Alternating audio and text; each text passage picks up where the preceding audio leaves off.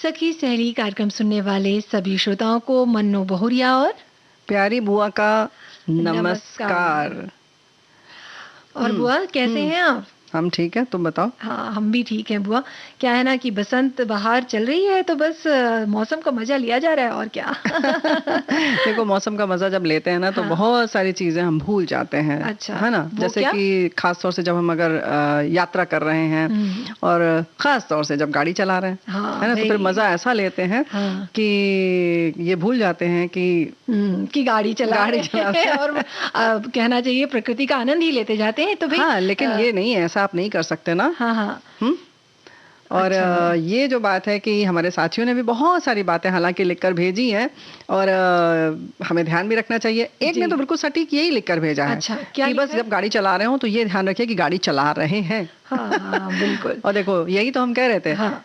कि जब हम लोग बात करने लगे तो ये भूल गए कि हमने आज और क्या क्या विषय है जिस पर बात करनी है, वो तो हमने बताया ही नहीं। अरे हाँ, बताने वाले हैं बुआ। हैं, बताने वाली थी। बिल्कुल। अब जब हमने बता दिया तो इन्होंने कह दिया हमारी बहुरिया बहुत समझदार है ना। जी। क्या बुआ, आज हम गीत मंजरी लेकर आए हैं जो सभी श्रोताओं को बेहद पसंद है और उस पर विषय होगा श्रृंगार की बात करेंगे। क्या बात आज है? महिलाओं का पसंदीदा बोलना चाहिए।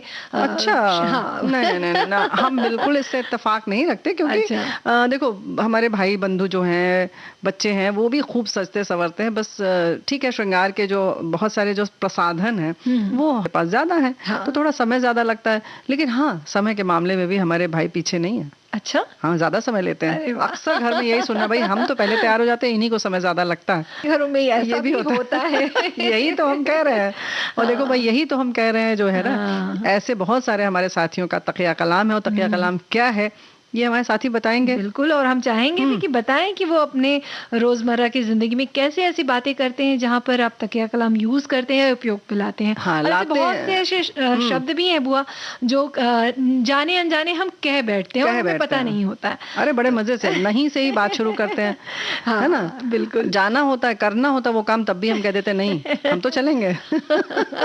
तो ये भी एक तरह का तकिया कलाम है। लेकिन हाँ, जब फिर हमने जैसे बात शुरू की थी कि कहीं हम ये भूल न जाएं कि हम वाहन चला रहे हैं। हाँ, बिल्कुल। और वो एक जो विषय है वो तो रह ही गया, वो है दादी माँ के नुस्खे। और उसमें हमने लिया है आलू। भाई आलू की कचौरियां तो सबने खाई होंगी, भजिया खाया होगा, लेकिन उसकी बात अगर हम करें कि क्या सौंदर्य की बात करें, उसमें किन किन चीजों के लिए फायदेमंद है, इसके बारे में हम बातें करेंगे। तो भाई देखो, ऐसा है ना, ये दादी माँ का नुस्खा था। अच्छा। प्यारी बुआ का नुस्खा तो था नहीं कि हम बताते, तो इसलिए हमने इसको बताया नहीं जी। तुमने बता दिया, अच्छा किया। लेकिन अब भाई वाहन वाली जो बात है, इसके लिए सतर्क रहना बहुत जरूरी है। और हमारे साथियों ने जैसे कि लिखा है, जैसे हमने पहले ही कहा ना, कि इस बात का ख्याल रखें बस कि हम वाहन चला रहे हैं और तो गाड़ी चला रहे हैं। जब इस बात का ध्यान बहुत ध्यान से रखा जाएगा तो हमारा ध्यान किसी अन्य जगह नहीं भटकेगा। तो गाड़ी चलाने के नियम स्वतः ही अपने मन में, मस्तिष्क में आ जाएंगे। इससे आपकी और आपके आगे पीछे चलने वाले पैदल या वाहन चालकों की सुरक्षा बनी रहेगी। तो ये बहुत महत्वपूर्ण है कि हमारे ध्यान से चलने के कारण और लोग सुरक्षित रहते हैं, है ना? तो है। और जैसे कि बहुत से श्रोताओं ने ये भी लिखा है कि मोबाइल पर बात ना करें। हाँ। जो कि बहुत कहना चाहिए ना कि आज सामान्य सी बात हो गई है। सामान्य सी बात है कि भाई हम गाड़ी चलाते रहें, चाहे वो 4 व्हीलर गाड़ी हो या 2 व्हीलर गाड़ी हो, और उस गाड़ी में बैठकर हम फोन पर बातें करते रहते हैं, जो कि बहुत ही खतरनाक हो सकता है ना। और एक और भी आगे चीजें लिखी हैं इन्होंने, कि लिखा है कि लाल बत्ती को बिल्कुल भी नजरअंदाज ना करें। बिल्कुल। तो ये जरूर देखें कि जब तक वो जो येलो लाइट है, पीली बत्ती, वो ग्रीन ना हो जाए तब तक आगे ना बढ़े।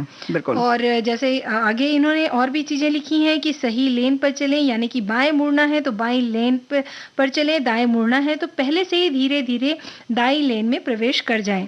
अंतिम समय पर लेन बदलना दुर्घटना को निमंत्रण देना है। बिल्कुल, ये बात बिल्कुल सही है। तो इस बात का ख्याल रखें। और लेन वाली जो बात है, इसमें अक्सर हम थोड़ी सी लापरवाही कर जाते हैं और एक स्पीड के हिसाब से भी लेन बनी होती है ना। ओवरटेक करने के लिए आपको सबसे दाहिनी तरफ की लेन में जाना चाहिए, फिर आप ओवरटेक करके फिर आप दूसरी लेन में आ जाएं। कुछ इस तरीके के जो नियम हैं उनका बराबर ख्याल रखें। तो इस बात का ख्याल रखें। उसके संग संग जो हम वो बजाते हैं हॉर्न, उसका भी एक नियम है। अनावश्यक जो हम हॉर्न बजाते हैं वो समझ नहीं आता है कि क्यों बजा रहे हैं, जबकि सामने वाली जिस गति में चल रहा है गाड़ी या वाहन चल रहा है, कहाँ से अपनी स्पीड बढ़ा देगा, है ना। और अक्सर हम ओवरटेक बहुत गलत दिशा से करते हैं। हाँ, वो समझ में ही नहीं आता बुआ कि किस दिशा में करना चाहिए। ओवरटेक करने का जैसे आपने बताया है कि एक दिशा तय है, तो उसी दिशा से ही ओवरटेक करें। जी, तो उसमें क्या होता है, आगे वाले को भी पता है, अगर आपने हल्का सा हॉर्न दिया कि आप ओवरटेक करने वाले हैं, तो सामने वाले को भी अपनी गति थोड़ी धीमी करनी चाहिए, आपको जगह देना चाहिए, फिर आप ओवरटेक करें। तो ऐसे ही ओवरटेक करने वाले को ख्याल रखें, जो ओवरटेक करने दे रहा है, यानी आपने उसको दिया कि ठीक है हमने ओके कर दिया, तो आप भी उसका पालन करें कि हाँ अब आप कर सकते हैं। तो बाकायदा उसके भी इंडिकेटर्स होते हैं कि किस तरीके से आप कौन सी लाइट जलानी है ओवरटेक करने के लिए, मुड़ने के लिए। तो इन सारी छोटी छोटी चीजों का ख्याल रखना बहुत जरूरी है। जब रात में जब चलते हैं ना बुआ, तो रात के समय ये जो बत्ती होती है उसका विशेष महत्व रहता है। जब ओवरटेक करते हैं तो सामने वाली गाड़ी आपको जिस साइड से आप ओवरटेक कर रहे हैं उस साइड की आपको बत्ती जला के बोलता है कि आप जाइए, बिल्कुल, तभी आप उस समय जा सकते हैं। तो ये कुछ बातों का अगर आप ध्यान रखेंगे तो बहुत से मतलब हादसाओं से आप बच सकते हैं, बिल्कुल, दुर्घटनाओं से बच सकते हैं।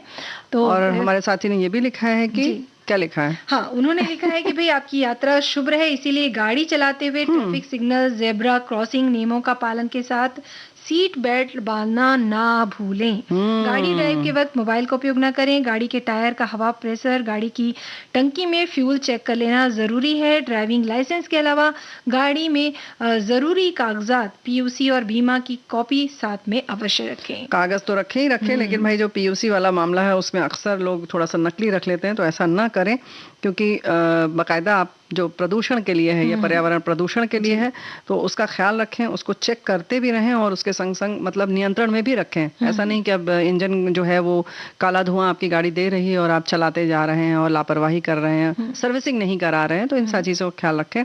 ऐसे ही हमारे साथी ने लिखा कि ना कि गाड़ी चलाते समय सिर्फ गाड़ी चलाएं और कुछ नहीं, सावधानी हटी दुर्घटना घटी। सवाल सिर्फ 2 सेकंड का ही होता है। भारत में वाहन के पीछे वाहन की टक्कर से हर साल लगभग इन्होंने जैसा कि बताया कि 40,000 मौत होती है। ये काफ़ी दर्दनाक बात है।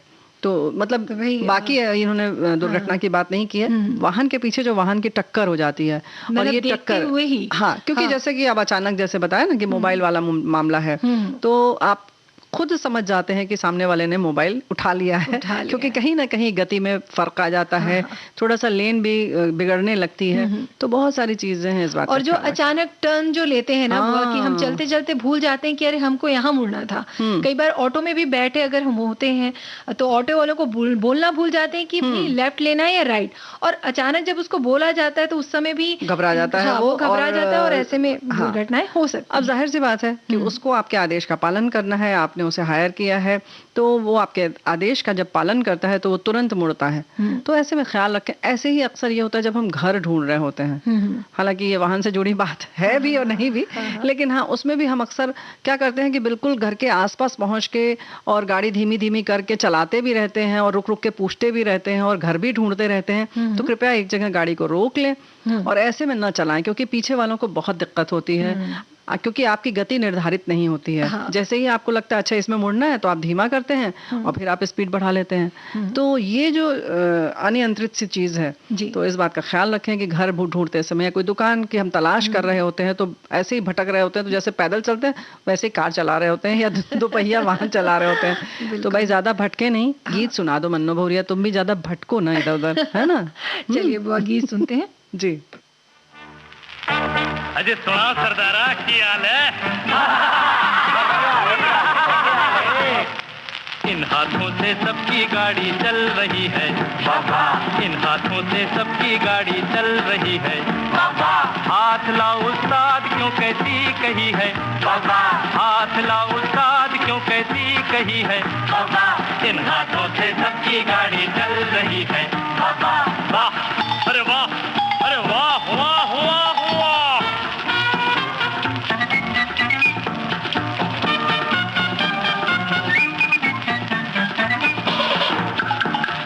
एक दिन की है बात, राह में हम जाते थे, गाड़ी बिगड़ी है लोग ये चिल्लाते थे। एक दिन की है बात, राह में हम जाते थे, गाड़ी बिगड़ी है लोग ये चिल्लाते थे। जाकर देखा यार, रोता था दिलीप कुमार, अरे कमबख्त गाड़ी को भी यहीं पंक्चर हो रहा था। हम चल गई बाबा, इन हाथों से सबकी गाड़ी चल रही है बाबा। वाह, अरे वाह, अरे वाह, वाह, वाह, वाह।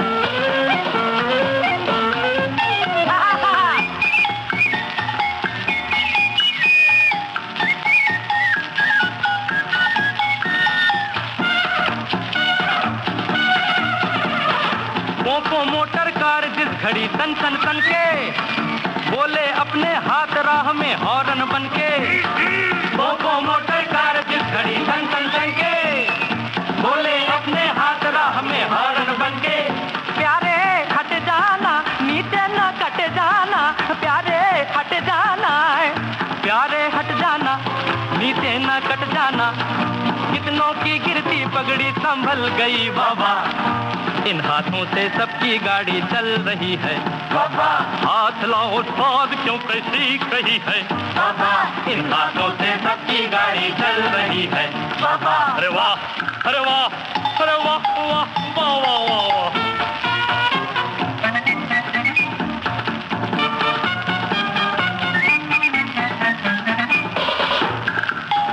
ये रुक जाते तो सारे धंधे रुक जाते, घर से दफ्तर तक सेठ कैसे जा पाते। ये रुक जाते तो सारे धंधे रुक जाते, घर से दफ्तर तक सेठ कैसे जा पाते। सारा कारोबार हो जाता बंटा ढार, अरे मारो सारो कारोबार हो गयो रे बंटा ढार। यूं समझो इनसे ये दुनिया चल गई बाबा, इन हाथों से सबकी गाड़ी चल रही है बाबा, इन हाथों से सबकी गाड़ी चल रही है बाबा। अरे हाथ लाओ उस्ताद क्यों कैसी कही है बाबा, इन हाथों से सबकी गाड़ी चल रही है। तो बातें बहुत बोल दी इस गीत ने कि बहुत कुछ बता दिया यही, कि भाई सच्चाई यही है। यही तो हम कह रहे हैं कि भाई इन सारी चीजों का ख्याल रखा जाए। और हमारे बहुत सारे साथियों ने चित्र भी भेज दिया।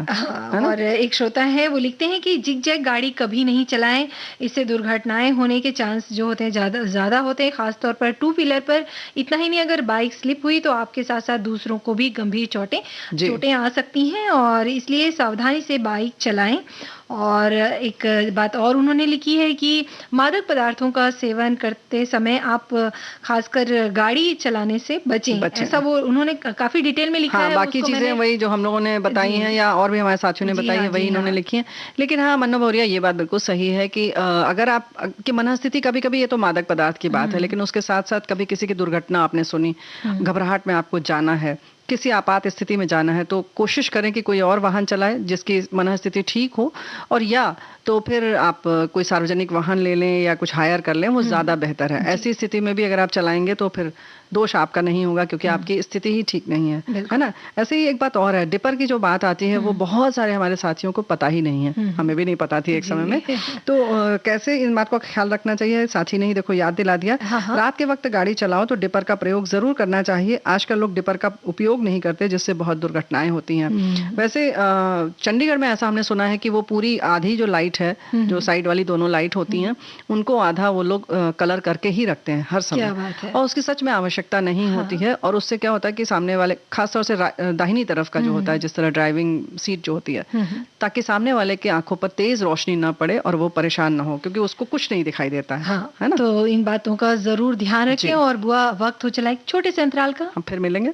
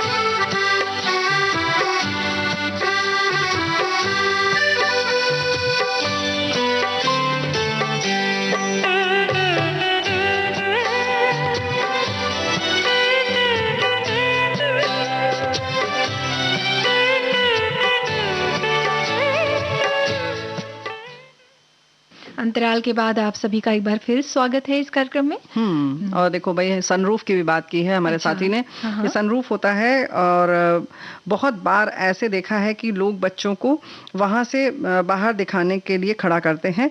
अगर ड्राइवर ने ब्रेक मारा तो बच्चे आगे मतलब आ सकते हैं, गिर सकते हैं।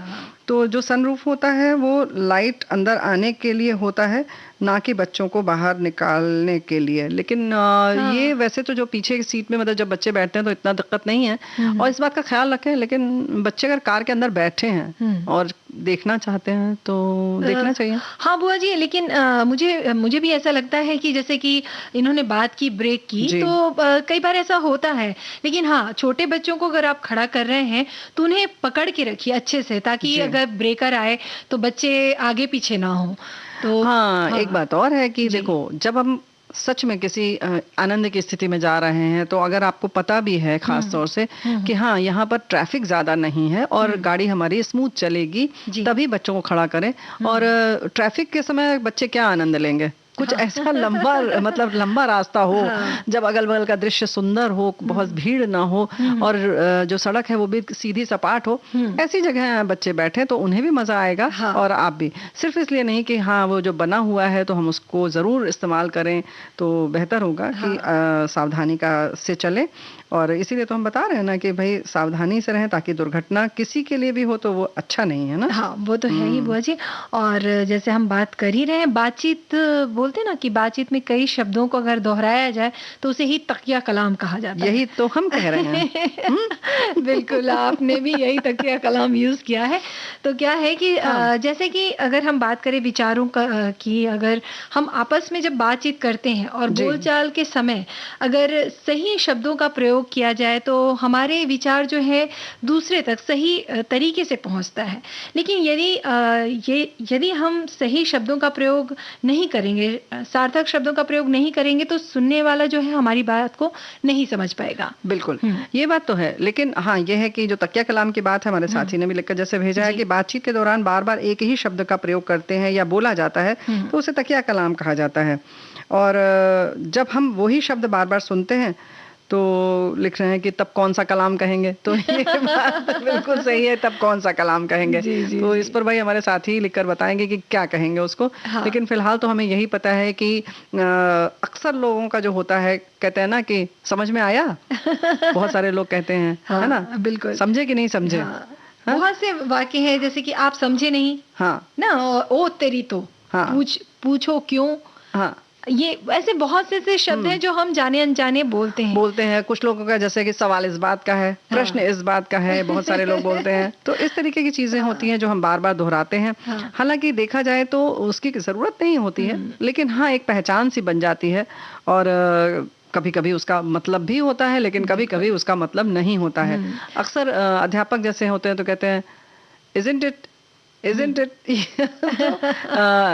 ऐसा होता है ना। ऐसे भी लोग पूछते हैं। जी। तो इस तरीके की चीजें होती हैं। बिल्कुल। और बुआ, तकिया कलाम जो है ना, उसका अर्थ होता है लिखे हुए शब्द जो होते हैं। ये शायरी या कविता भी हो सकती है या साधारण बोले हुए कुछ शब्द भी हो सकते हैं, कलाम। और तकिया जो है वो मूल रूप से अरबी फारसी का शब्द है, जिसका फारसी उच्चारण होता है तकिया। और इसमें इसका अगर मूल अर्थ की बात करें तो सहारा देने का भाव जो होता है, तकिया का मतलब ये होता है, अर्थ ये होता है। यानी कि ऐसा शब्द जिसे सहारा दिया जाए, जी ना, तो जिससे सहारा मिल जाता है, जैसे तकिया सहारा देती है हमें सोते समय। तो भाई देखो, इन्होंने भी यही लिखा, तकिया कलाम एक ऐसा अनावश्यक शब्द युग्म या पद होता है जिसे बोलने की आदत कई लोगों में होती है। इसका असर शुरुआत में नाटकीय किंतु अक्सर चिढ़ पैदा करने वाला होता है, मगर बोलने वाले को इसका एहसास नहीं होता है। मिसाल के तौर पर, जो है सो, क्या बात है, मायने की, आप जानो की, क्या कहते हो, आप तो जानते हो, नहीं यार, अब क्या बताएं, आदि आदि। तो तकिया कलाम के आदि किरदार अक्सर समाज में मजाक का पात्र बनते हैं। और लेकिन हालांकि ऐसा है कि बहुत सारे और भी होती हैं चीजें, है ना, लेकिन मजाक भी होता है। हाँ, जैसे कई बार कुछ ऐसे शब्द हो जाते हैं बुआ की, कई बार होता है उसके पीछे, व्यक्ति के पीछे हम उसके जो तकिया कलाम जो शब्द उन्होंने यूज किया उसी से पहचानने लगते थे ना, उसी से पहचानने लगते हैं, लो आ गए हम क्या कह रहे थे। है ना, बिल्कुल। तो मजाक कहने का मतलब यही होगा, एक पहचान बन जाती है। और एक बात और है कि अक्सर हमने ये भी देखा है कि जहाँ बोलने में हम भटकने लगते हैं तो हम एक ऐसा शब्द अपने पास रखते हैं, है ना, ताकि हमें वो थोड़ा सा समय मिल जाए आगे बोलने के लिए। अक्सर लोग कहते हैं हम क्या कह रहे थे, है ना, हम क्या कह रहे थे। जी जी, तो वही सहारा देने का सहारा देते हैं। हाँ, बिल्कुल, अपनी बात को आगे बढ़ाने के लिए सहारा मिल जाता है। जी। एक श्रोता है, उन्होंने लिखा है कि कुछ लोग बातचीत के दौरान किसी एक शब्द को बार बार अनजाने में प्रयोग करते हैं, यहाँ तो ठीक, किंतु बार बार प्रयुक्त होने वाला यह शब्द जिसे उर्दू में तकिया कलाम कहते हैं, कई बार बड़ा ही हास्यास्पद होता है। जैसे कुछ लोग और सुनाओ शब्द का प्रयोग करते हैं। हाँ, हमारे यहाँ एक मौसा जी हैं, उनका तकिया कलाम है जो है सो है। सच पूछा जाए तो किसी का हर समय अपना तकिया कलाम दोहराते रहना सुनने वालों को अच्छा नहीं लगता, चिढ़ भी लग सकती है, पर कहने वाला अपनी रौ में बोलता ही रहता है, इसे इस बात का एहसास ही नहीं होता कि वो इस कदर निर्भर हो जाता है कि आदत छोड़ना कठिन हो जाता है। यही तो हम कह रहे हैं कि ऐसा नहीं होता है। अक्सर ऐसा भी होता है कि उसको पता होता है कि वो ये ऐसा बार बार बोलता है, लेकिन नहीं छोड़ पाते। अब फिल्मों में इन्हीं चीज़ों को मतलब अच्छे से इस्तेमाल भी किया जाता है। जैसे इन्होंने लिखा है, बॉलीवुड फिल्मों की बात की है, यादों की बारात में मोना डार्लिंग, फिर इन्होंने जंजीर की बात की है, लिली डोंट बी सिली, फिर कालीचरण, सारा शहर मुझे लायन के नाम से जानता है, तो लायन के नाम से जानता है। मिस्टर इंडिया में जैसे मोगैम्बो खुश हुआ। तहलका की इन्होंने बात की, ऊपर वाला रॉन्ग हो सकता है लेकिन डोंग कभी रॉन्ग नहीं हो सकता। तो बहुत से ऐसे शब्द हैं जो तकिया कलाम, जो जैसा इन्होंने बताया कि फिल्मों में बहुत से उपयोग किए गए हैं। जैसे शोले में आ ही रही थी, शोले की बात कर ही रही थी कि शोले में भी बहुत से एक वाक्य है जो बहुत फेमस हुआ और आज तक बहुत फेमस है, प्रसिद्ध है। तो उस शब्द से ही वो उस फिल्म को जाना जाता है, कह सकते हैं। और जैसे कि इन्होंने बताया ही, मिस्टर इंडिया का मोगेम्बो खुश हुआ, और भी बहुत सी फिल्में हैं बुआ जी जिसमें इस तरह के जो शब्द हैं उसको बार बार उपयोग में लाया गया है। लेकिन अभी तुम फिल्मों की बात करोगे और कोई गीत नहीं सुनाओगे तो कैसे चलेगा। जी सुनिए गीत।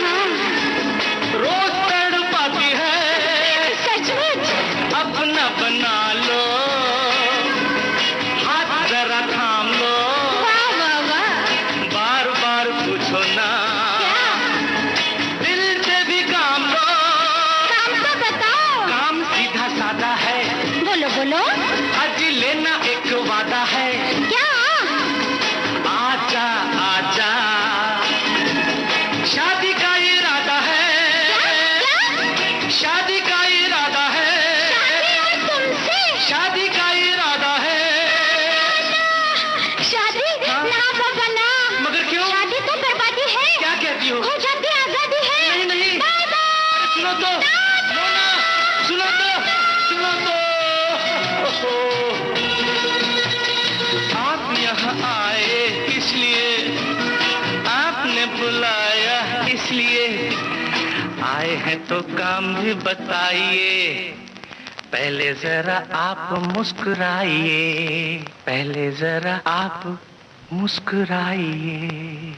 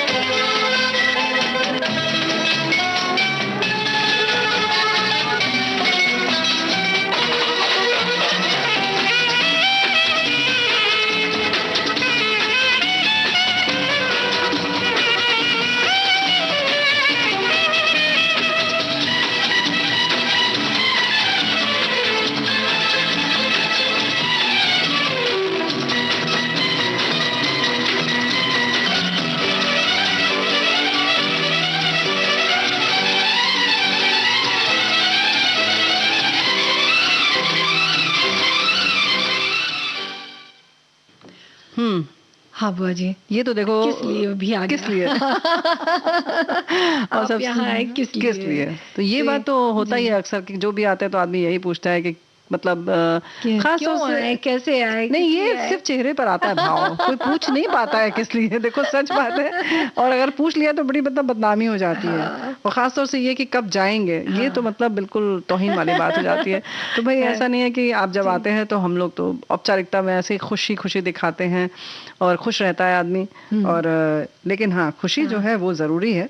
और तकिया कलाम की हम लोग जो बात कर रहे थे जी, वो हाँ।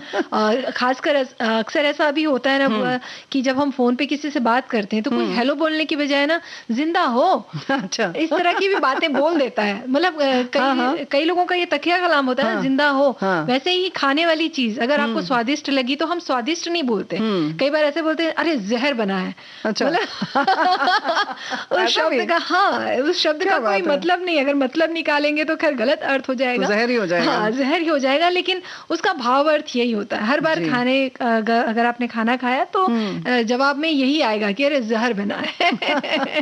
तो इस तरह के कुछ शब्द हैं जिसका कोई अर्थ नहीं होता लेकिन हम बोल देते हैं। और लोगों की जो तकिया कलाम की बात है वो तो बिल्कुल सच है कि लोग बोलते ही रहते हैं। लेकिन हाँ, किसी किसी की चिढ़ होती है, लेकिन छोटे मोटे जो शब्द होते हैं वो तो निकल जाते हैं ना। जी हाँ। अक्सर लोग कहते हैं अच्छा अच्छा, बात सुनते रहेंगे कहेंगे अच्छा अच्छा, सुन भी नहीं रहोगे तब भी कहेंगे अच्छा अच्छा, हाँ हाँ हाँ हाँ, है ना। वो हाँ हाँ करते ही रहेंगे, नहीं भी करना होगा तो वो हाँ हाँ ही करते रहेंगे। तो बड़ी घबराहट होती है, समझ नहीं आता है कि ये हाँ कर रहे हैं या नहीं कर रहे हैं। बिल्कुल। और बुआ कई लोग ऐसे भी होते हैं जब वो बात करते हैं ना तो बोलते हैं पूछो क्यों। हाँ, हर बात पे पूछेंगे, बोलेंगे पूछो क्यों, पूछो क्यों।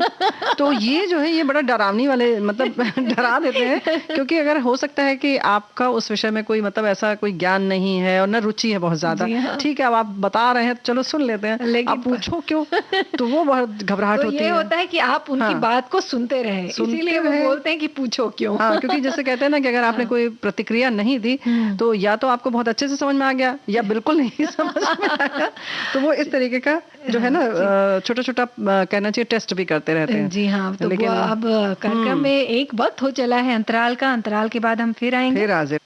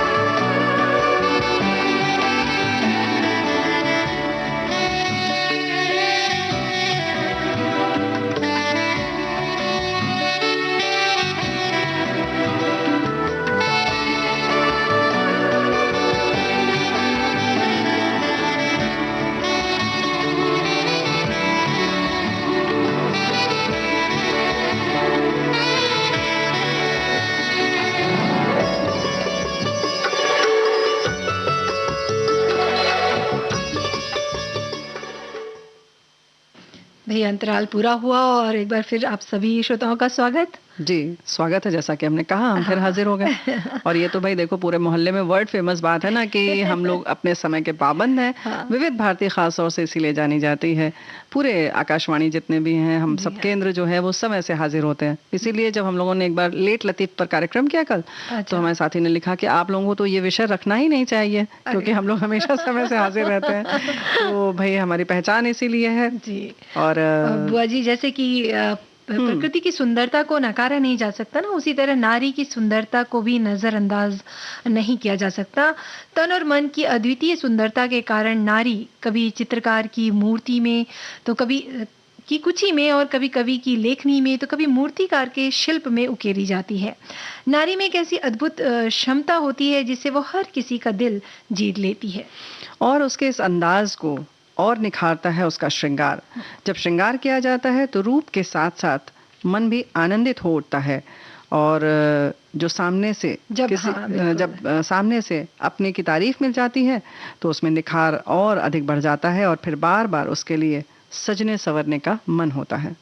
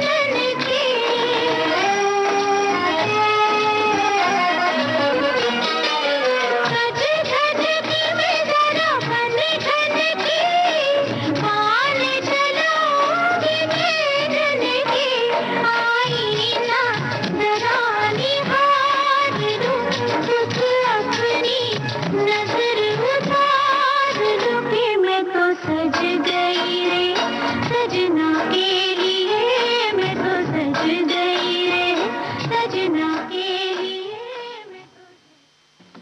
तो सजना सवरना कुछ ऐसा होता है। और भाई जैसे कि हम बार बार बता रहे हैं कि ये हमारे जो साथी हैं, ये तो मोहल्ले में वर्ल्ड फेमस बात है ना कि सारी चीज़ों में बड़े प्यार से लिखते हैं।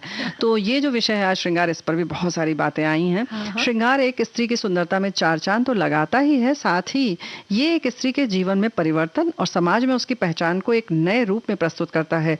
केवल धार्मिक दृष्टि से ही नहीं बल्कि वैज्ञानिक दृष्टि से भी 16 श्रृंगार का महत्व माना जाता है। साज श्रृंगार में उपयोग होने वाला सामान किसी सुहागिन स्त्री के वैवाहिक जीवन का प्रतिनिधित्व करता है। इसमें प्रयोग की जाने वाली हर चीज का अपना एक अलग महत्व है। और यहीं एक साथी ये भी लिखते हैं कि श्रृंगार का अर्थ श्रृंग एवं आर इन शब्दों के योग से बना है। श्रृंग का अर्थ कामोहिक या काम की वृद्धि और आर का अर्थ है आगमन या प्राप्ति। कहते हैं कि नई दुल्हन के लिए 16 श्रृंगार बेहद शुभ माना जाता है। ये केवल दुल्हन की खूबसूरती ही नहीं बल्कि भाग्य को भी बढ़ाता है। जैसे वह मांग टीका, सिंदूर, बिंदी, काजल, नथनी, झुमके, मंगलसूत्र, बाजूबंद, चूड़ियां, मेहंदी, अंगूठी, हाथ फूल, कमरबंद, पायल, पैर के छल्ले और आंखों में लगने वाला जो काजल है, जादुई आंखों में समाकर उसे इतना लुभावना बना देता है कि मुस्कुराती आंखों में ख्याल सजा जाता है। काजल में मेरा दिल है,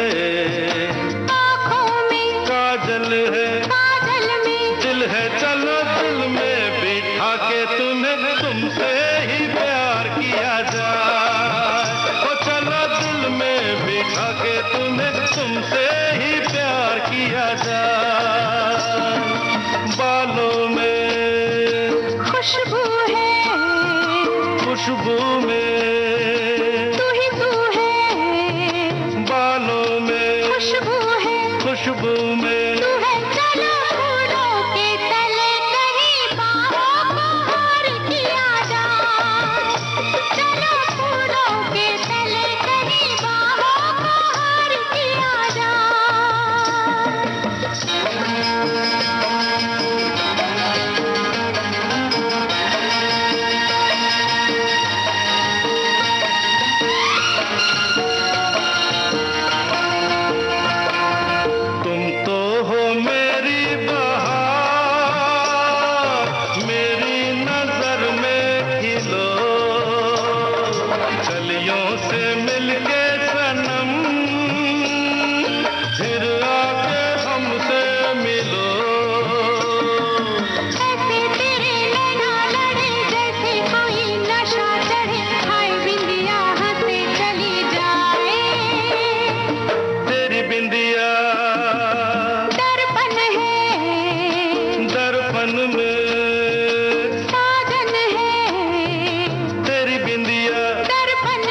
दर्पण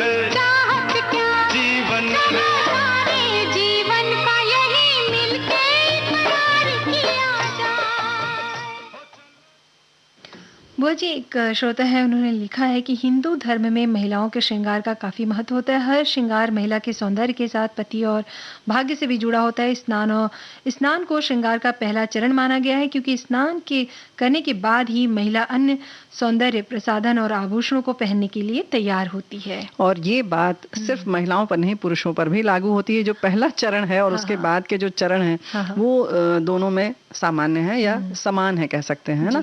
क्योंकि भाई जाहिर है कि महिलाएं ही नहीं, पुरुषों को भी सलीके से कपड़ा पहनना, बालों को संवारना, चेहरे पर क्रीम लगाना, ये सब पसंद होता है। और कहते हैं ना कि जब आपका परिधान आदि जब साफ सुथरा सुंदर होता है तो आपका मन भी खुश हो जाता है और वो आत्मविश्वास में वृद्धि करता है। महिलाओं के श्रृंगार की अगर हम बात करें तो उनके लिए इसका खास महत्व होता है और श्रृंगार उनके जैसे सौभाग्य का प्रतीक भी होता है। बिल्कुल। और आभूषणों के साथ साथ परिधान की अगर हम बात करें तो साड़ी जो होती है ना बुआ जी, वो बेहद विशेष होती है। 30 त्योहारों में इसे पहनकर महिलाएं सजती संवरती हैं। साथ ही हाथों में रचने वाली मेहंदी और बालों में सजने वाला गजरा उनकी खूबसूरती को और निखार देती है। नवरूप से रचना रची जब नार की, नवकल्पना नवरूप से रचना रची जब नार की, सत्यम शिवम सुंदरम से शोभा बढ़ी संसार की नवकल्पना।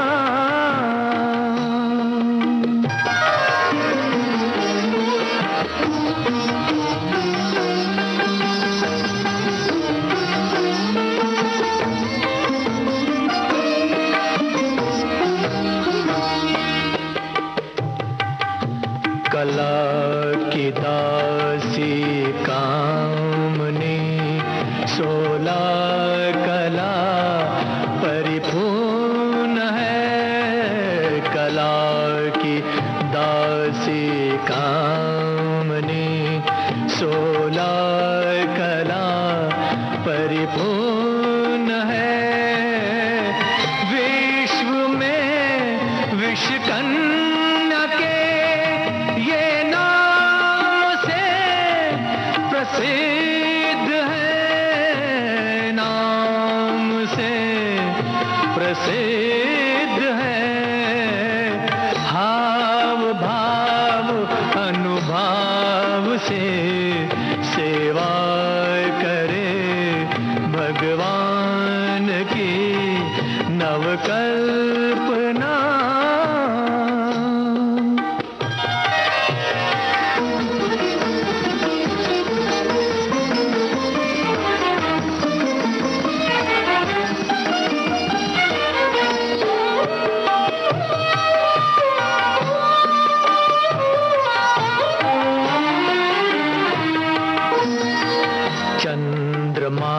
सो मुख सलोनो श्याम वर्णा केश है। चंद्रमा सो मुख सलोनो श्याम वर्णा केश है। नैनों से मृग नैन है,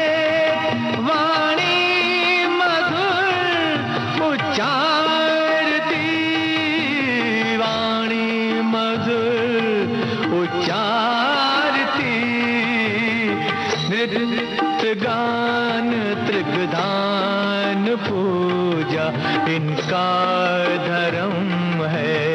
आरती नवकल्पना।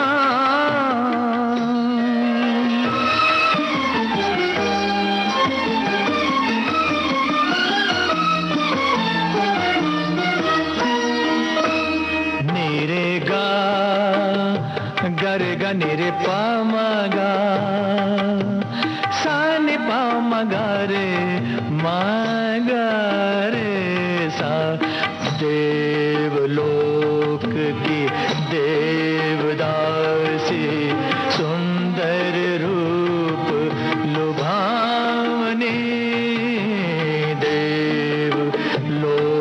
की देवदासी, सुंदर रूप लुभावनी, व्यंजन कंचुकी करधनी, 16 श्रृंगार सुहावनी, 16 श्रृंगार सुहावनी, शंख डमरू झांझ झालर नूपुर ध्वनि, मनमोहनी नवकल्पना, नवरूप से रचना रची जब नार की नवकल्पना।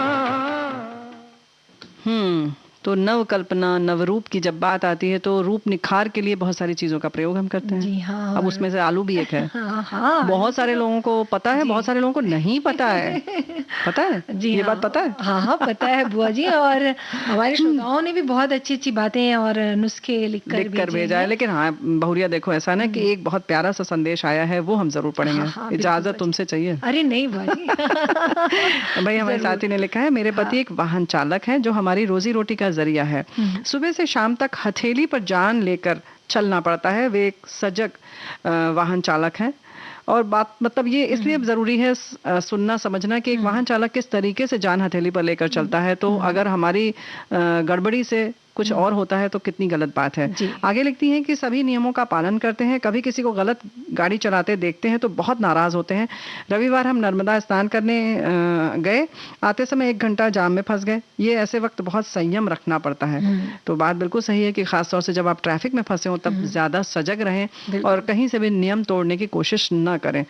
तो अब हमारे बाकी और साथी जो हैं और सजग रहेंगे, है ना? बिल्कुल, बहुत ही अच्छी बात उन्होंने हमसे साझा की है। और बुआ जी अब बढ़ते हैं आलू की तरफ। और बहुत से श्रोताओं ने बताया है नुस्खे। एक श्रोता है वो लिखते हैं कि ताजे आलू का रस निकाल तैयार कर लें। एक आलू लेकर उसे छीलकर छोटे छोटे टुकड़ों में काट लें और उसे मिक्स कर दें मिक्सी में। और जब उसका गाढ़ा पेस्ट हो जाए उसमें थोड़ा सा पानी मिला लें और जो बाकी जो रस है उन्हें अलग कर लें। और जब ये पेस्ट जब तैयार हो जाए, जब छान लें तो इनको बालों में लगा लें। अच्छा, हाँ, वाह।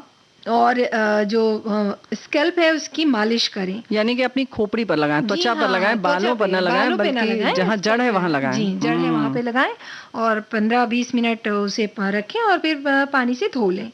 तो ये हफ्ते में अगर एक बार आप करेंगे तो इससे हेयर फॉल की जो समस्या है वो ठीक हो जाएगी। ऐसा। और आलू क्या कहता है पता है? दिखने में भूरा हूँ, दिखने में भूरा हूँ, शक्ल से भालू हूँ, हाँ मैं आलू हूँ। मुझे समोसे में है भरते, कभी कटलेट बना के तलते, कभी मैं हूँ बैंगन का साथी, कभी मटर का साथ निभाता। कोई मुझे उबाल के खुश है, कोई है तल कर फ्रेंच फ्राइज बनाता। मेरे साथ पूरी कचौरी खाओ, मेरे पराठे लस्सी के साथ चबाओ। सब सब्जियों के साथ निभा लूं, हाँ मैं हूँ वही आलू। इस आलू को भी किसी दिन फांसी देनी पड़ेगी। इस हर सब्जी के साथ अफेयर जो है इसका। तो ये हमारे साथी ने लिखकर भेजा है। तो खूब लिखा है इन्होंने, बहुत ही मजेदार बात है। और बात बिल्कुल सही है कि आलू जो है वो सबके संग खप जाता है। कहते हैं ना पूरे विश्व में कहीं पर भी आलू मिल जाता है। तो बड़ी अच्छी सी बड़ी प्यारी सी सब्जी है, लेकिन बाकी भी बहुत इसकी जो उपाय हैं, जो नुस्खे हैं वो बहुत कारगर हैं। जी जी बुआ जी। और एक श्रोता है उन्होंने ये भी लिखा है कि जब खाना बनाते समय हाथों में गर्म तेल गिर जाए या गर्म कढ़ाई या बर्तन छू लें तो तुरंत आलू को कद्दूकस करके उसे जले हुए स्थान पर रखने से फफोले नहीं पड़ते और जलन में बहुत राहत होती है। और इन्होंने मतलब ये तो बहुत बिल्कुल कारगर कहना चाहिए, घर पे मिलने वाली चीज है। तो अगर कभी ऐसा हो, अचानक दुर्घटना हो जाए तो ये बात जरूर ध्यान में रखिए। और बल्कि देखो ऐसा है ना कि ये तो रसोई घर में ही रहता है, तो कहीं आपको ज्यादा बाहर नहीं जाना है। और कद्दूकस नहीं भी कर पा रहे हैं, अगर आपको बहुत हल्का जैसे कि भाप लग गई कुछ ऐसा है, तो आप बस आलू काट के ऐसे भी उसको थोड़ा सा घिस सकते हैं, है ना। और उसका रस यानी कि लग जाना चाहिए किसी भी तरह से। और देखो वैसे ना कि केवल आलू भालू नहीं है, भूरा नहीं है, बल्कि इसमें पोटेशियम है। बाकी जो फाइबर वगैरह तो हम सब जानते ही हैं, है ना। कार्बोहाइड्रेट तो है ही, लेकिन उसके संग संग इसलिए जो है कि पोटेशियम का अच्छा स्रोत होने के कारण किडनी से जुड़ी हुई समस्याओं के लिए जो है ये बहुत फायदेमंद होता है। अच्छा। और हमारे श्रोता ने ये भी लिखा है कि भाई आलू का पेस्ट बनाकर उसमें थोड़ा सा हल्दी और 1 चम्मच शहद हम मिला लें और चेहरे पे लगा लें। हाँ। और सूखने के बाद हल्का सा रब करके उसे निकाल लें तो चेहरा चमकने लगेगा। सही में? हाँ, तो क्या बात है। जैसे पोटेशियम रहता है ही। हाँ। आपने जैसे बताया और ब्लीच का भी काम करता है। इन्होंने लिखा है कि मतलब अगर आप उसके छिलके जो है वो चेहरे पर लगाएं, मतलब छिलके लेकिन बाहर की तरफ से नहीं, जो अंदर सफेद वाला हिस्सा है वहां वाला लगाएं। तो और देखो भाई, हम अपनी उम्र वालों के लिए बता दें कि एजिंग के जो प्रभाव होता है उसको कम करता है। तो आलू छील कर मिक्सी में पीस लें, चेहरे में लगा लें, तो इसके संग संग जो बाकी चीजें हैं उसके संग संग झुर्रियों के लिए बहुत फायदेमंद चीज है।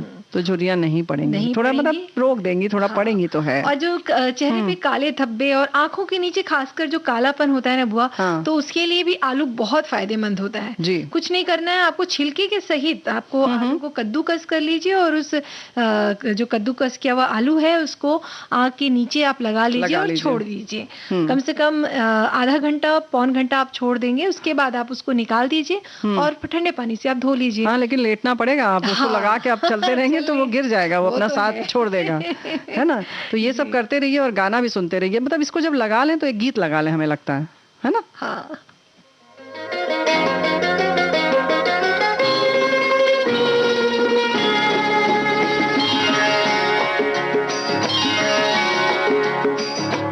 सारा प्यार तुम्हारा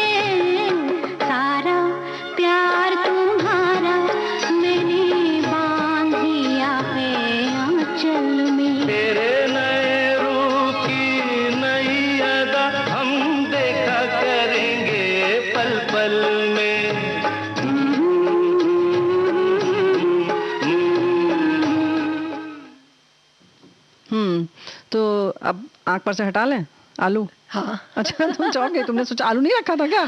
नहीं, आलू ही चल रहा था।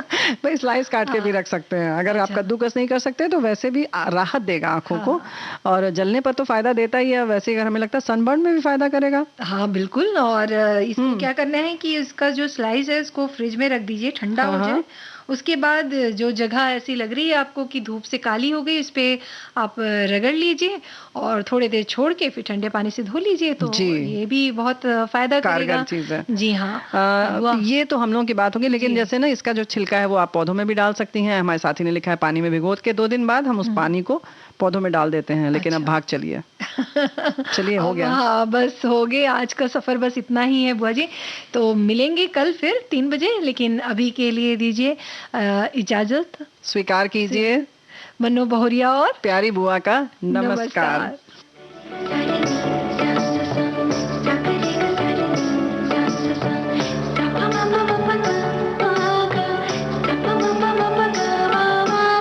सखी सहेली।